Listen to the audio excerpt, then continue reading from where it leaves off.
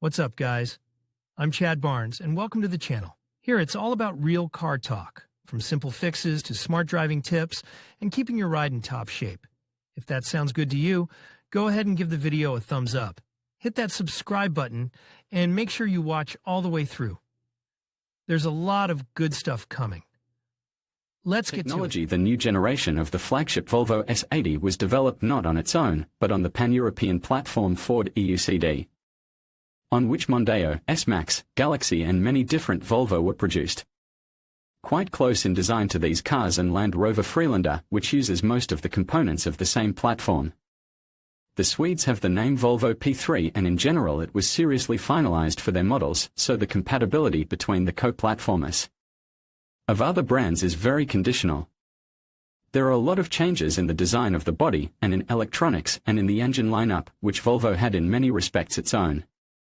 The Volvo S80 on the P3 platform was a fairly budget model, and only in the form of a four-door sedan. The station wagon was named V70 or XC70, depending on the version.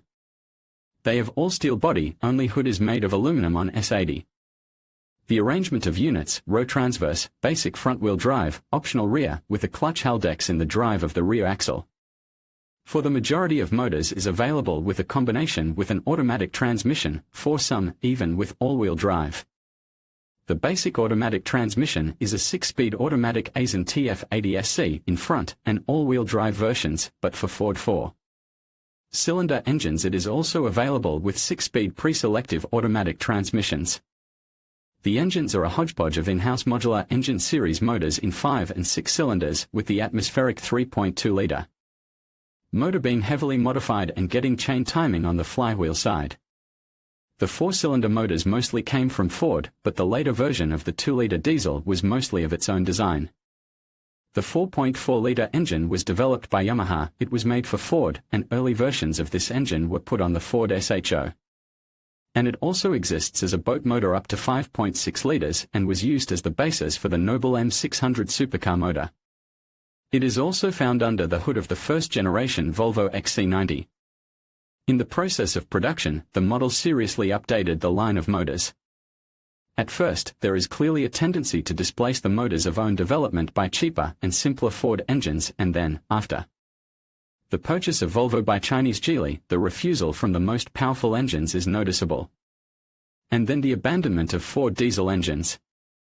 As with other Volvo models, the S80 has an increased focus on safety. It still uses advanced technologies in terms of passive safety. There is a particularly strong cabin cage, and soft windows, and smart seats, and a lot of airbags, and trauma-safe interior. And, certainly, they have not forgotten about active safety in the form of ESP, adaptive cruise, system of control of blind zones, and even system of automatic braking. And as for the image, in the second generation of S80 it is clearly traceable its change in the direction of more dynamic, at least by Volvo's standards.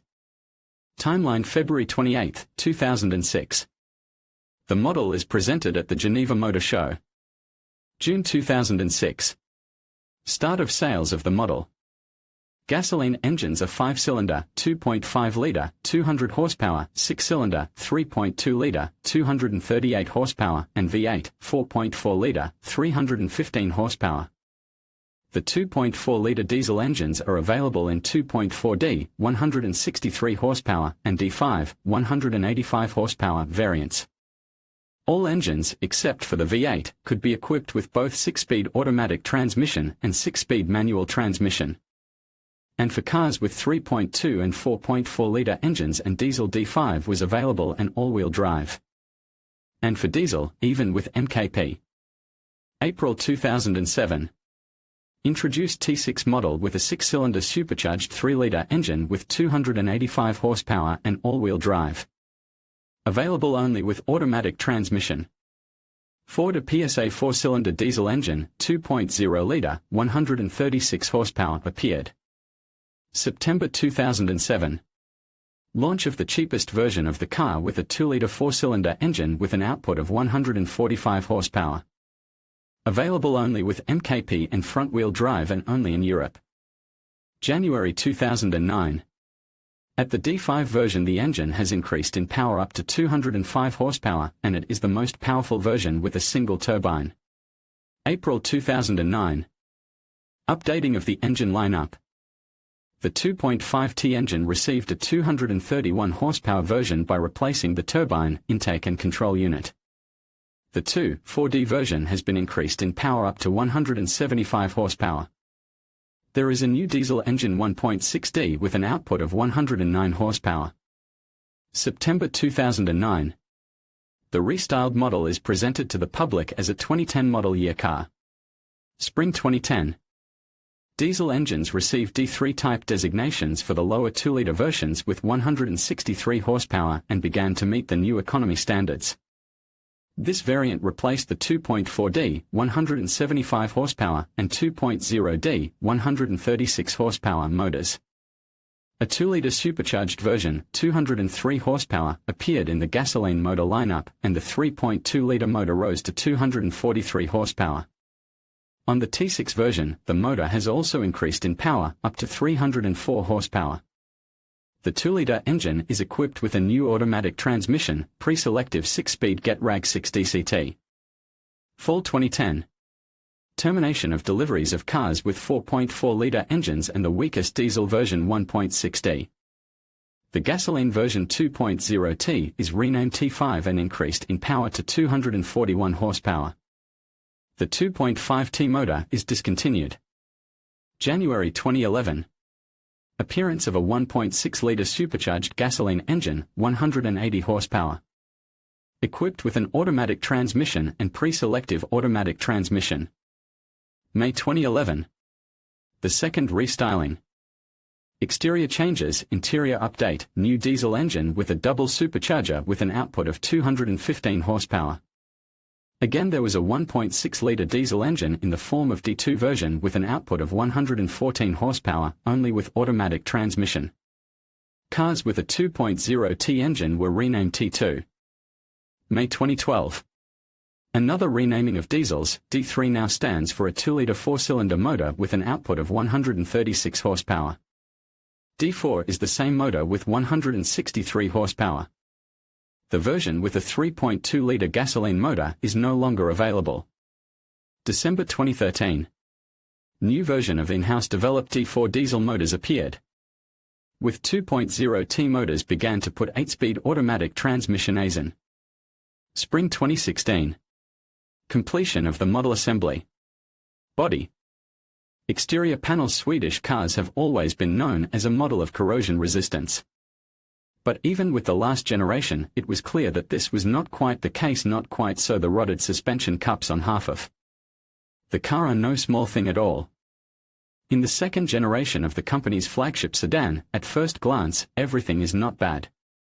Even the cheapest copies do not have obvious rust, and there are few broken cars in the population. The second feature is easy to explain. Volvo has applied a very expensive strategy of triggering all safety in cars in which all airbags are triggered at once. There is no such thing as the driver's airbag going off and the rest of the airbags staying intact. No, the entire set of airbags will go off, including knee, passenger, side and curtain airbags. After such explosion, restoration of the car becomes much more expensive, and in most cases it goes in the saw. Spare parts for the S80 are expensive, so the dismantling is waiting for this car with joy. But the imperceptibility of rust is often explained by inattention during inspection. The main places of corrosion seem to be in plain sight, but they are usually not closely examined, or they are covered by exterior panels.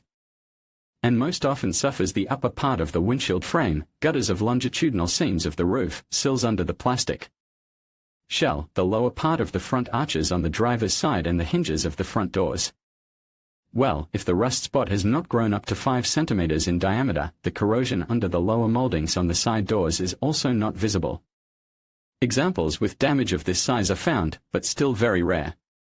Besides, by the time of sale they try to paint everything. Cars are not cheap. Rust appears very rarely on the most exposed places. Rear arches and trunk lid are usually intact, and corrosion points on them almost do not spread. If you don't look hard for rust marks on the inner flanges, you won't see anything. When inspecting, you need to be careful and again careful. It is necessary to be very careful about any chagrin on the glass frame and roof. Do not be lazy to look under the plastic cover where it can be moved. Pay attention to how the door moldings adhere to the body. Any looseness indicates that the plastic clip lifted. Rust. The upper moldings of the sill line also sometimes have similar problems, but they are narrow, so just watch them carefully. And, oddly enough, there is sometimes rust on the door frame. Don't be lazy to go over the seals with your fingers. The sill lining is a little more complicated. Sometimes you can see problems in the rear part, where one of the attachment points is moved up and there is a small gap between the plastic and the metal of the sill. Yes, and sandblasting from the rear arch is usually found there. But it is impossible to see other problems. The sill rusts from the lower attachment points, and the upper attachment points at the door molding are almost unaffected. In the door openings, the lower lining accumulates moisture. Sometimes scuffs of paintwork are visible there. It makes sense to look at the edges of the arches only on a clean car, and it is necessary to look inside. A coating of dirt hides bubbles on the paintwork very effectively. From underneath, the majority of cars have a very grand exterior, and you have to look for any problems with a magnifying glass, but the opposite is true underneath. If you take a car in a region where operating conditions are hard, for example, in Moscow or St. Petersburg, try to stay calm. Even outwardly very attractive cars are often upset by rather deep corrosion of floors, front part of floor spars, sills and arches. Don't be surprised if you see lead rust, much like on the last generation S80. Unfortunately, the second generation rots underneath noticeably faster than its predecessor. The reason lies mainly in the lack of protective coating on the metal. In modern fashion, only the seams and particularly problematic areas where sandblast damage is possible are covered. For example, the front part of the underbody and floor spars are partially covered. The thickness of metal is still quite large, so if you want, you can clean and repaint the car from the bottom, but few people will do it. Almost no one even does rust proofing here. Unfortunately, the age of the car has little to do with the age of the car, and S80s of recent years can have a fairly high area of damage, except without through holes. Finding a car with minimal underbody rust is still possible, but you'll have to try harder. And with the presence of a little corrosion in the rear part of the sills and in the niches around the gas tank, we'll have to put up with in any case. The most problematic point is the sills. More precisely, the points of installation of the lower fastening clips. They are not fixed on sealant, and the cavity between metal and plastic is often clogged with wet dirt. As a result, the rust in the sill feels great, and it is noticed when the clips are already falling off and the plastic is sagging. Sometimes the outer part of the sill has to be changed completely. It rots through, but more often it is necessary to restore one or two fixing points in the rear part of the sill. This problem even affects cars produced after the second restyling, so if you have an endoscope, you should definitely check this place. Sill booster problems are usually much more visible. The area near the rear suspension longitudinal arm attachment is especially noticeably affected here, where ventilation is worse and the load is high. The paintwork here is damaged even in the most recent cars. The interior floors are usually in slightly better condition, but corrosion of the aerodynamic shield studs, thermal protection studs, and plastic trunking protection is common. The floor spars are also badly affected. Dirt accumulates in the front and rear air vents, and the exhaust mounting studs are corroded at the rear. In the most neglected copies, rust will be visible even on the flat surfaces of the underbody and spars. Trunk floors are usually better preserved than saloon floors, but there are traces of surface rust here as well. The arches are not all good either. There is also a lot of surface rust under the lockers both in front and behind. This is a typical picture. In the rear arches on cars of the first years of production, even through corrosion of the inner arch can be found. But usually everything is limited to a large number of corrosion points near the spot welds and at the shock absorber attachment point. In the front arches, the upper part of the suspension strut itself, which is not covered with a locker, suffers mainly. And very dangerous is rust at the rubber plug in the inner sill cavity in the upper part of the right arch in case of depressurization, of which moisture gets to the seams of the engine shield and spar. As a result, dirt accumulates there and is very difficult to clean. Inside, the body is usually dry, the overmotor well is usually dry too, and there are no problems with the front suspension cups. Moisture in the interior is also very rare and in most cases is caused by door assembly errors. Body equipment. The set of features in the S80 is far from unique. The main complaints are connected with very delicate windshield. To increase safety of pedestrians, it was made soft, and it does not bear well meeting with stones. More and more often there are problems with failure of motors of door locks drive, but this trouble is common for all cars of the brand, so the ways of solution have been worked out long ago. The motors themselves are available. There are services specializing in this kind of work.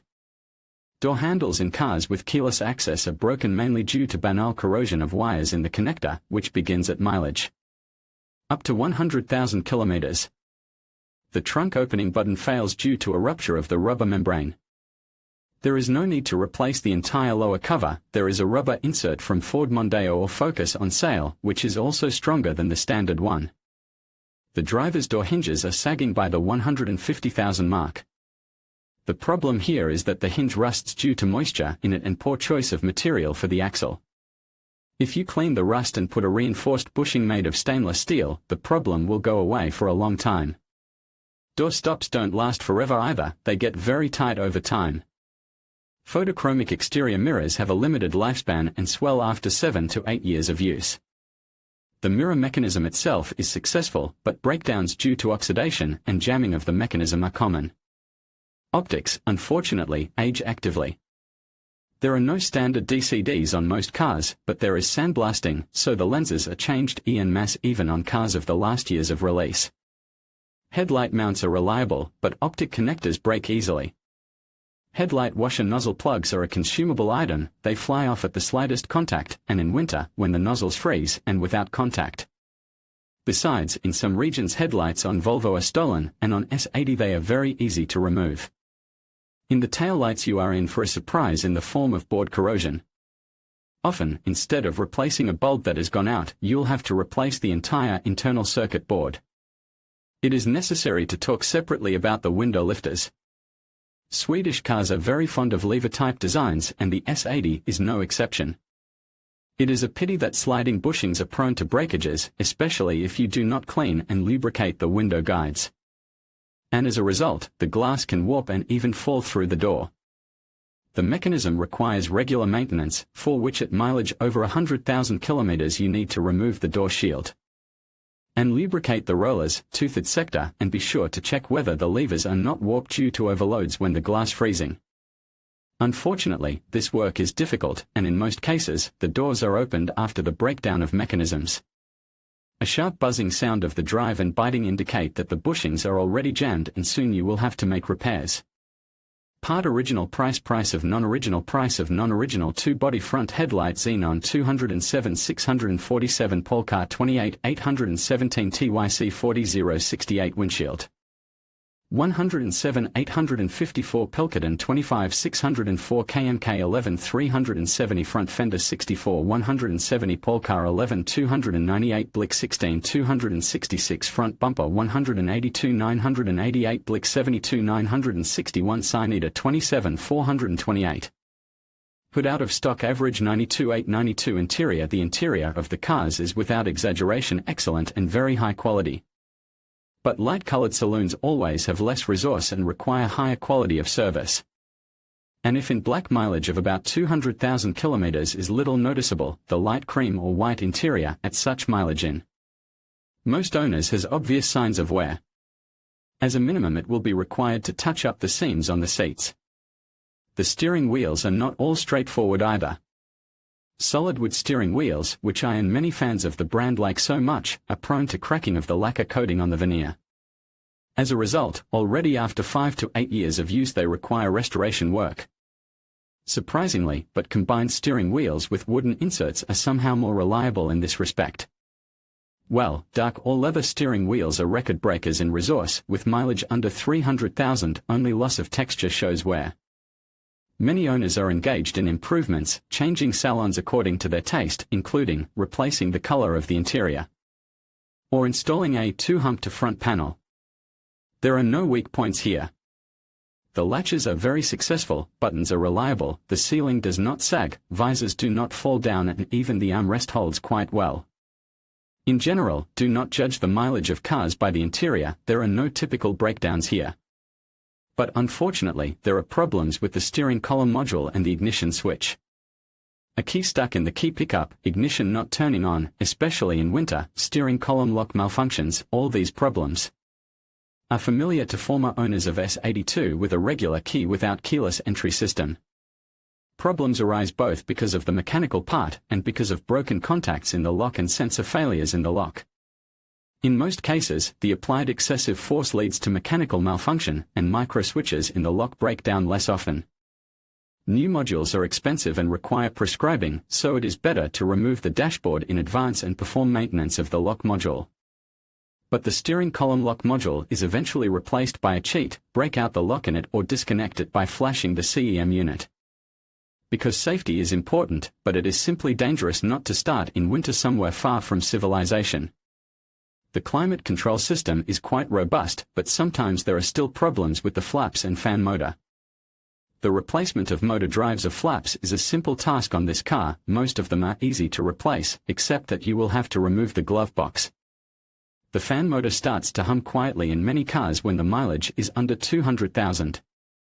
It is not too difficult to remove it, but it is important not to forget about the nuances. You need to move the flaps to the service position in advance and do not break the connectors of the CEM unit when removing it. The motor itself is expensive, but services have learned to repair the original one by removing the impeller. Otherwise, climatics is reliable and even air conditioners are usually working here. Control units fail occasionally, but replacing the unit with a second-hand one is much cheaper than repair. Electrics on this generation is stable enough, except for door locks, steering column lock module and ignition lock on versions without keyless access. But there are a number of peculiarities to be aware of. First of all, pay attention to the operation of the alternator. In cars with a 3.2-liter engine, it is very problematic. Because it has a specific format, costs much more expensive than conventional ones, and in addition, it is very easy to fail in case of clutch failures. On other motors, the main problem is simply the operation of the overrunning clutch, which here is an element of the pulley. In the worst-case scenario, the alternator will not spin. Battery regulating systems require the battery to be prescribed and the current sensor on the terminal to be in good working order when replacing. On cars serviced outside of a company service, battery problems for these reasons are very common. A very unfortunate motor braid in all gasoline motors is destroyed after 10 years of operation, and the more often the braid is disturbed, the higher the chances of serious breakdowns. There are short circuits and brakes. Ignition malfunctions and uneven engine performance can be attributed to wiring problems. Even in 2021, the wiring harness for most motors cost about 50 to 80,000 rubles. In principle, it can be done by a good electrician. It is not very complicated, but the work will also not be cheap, although many times cheaper than buying a new one. When buying a car, pay attention to the condition of the wiring and connectors.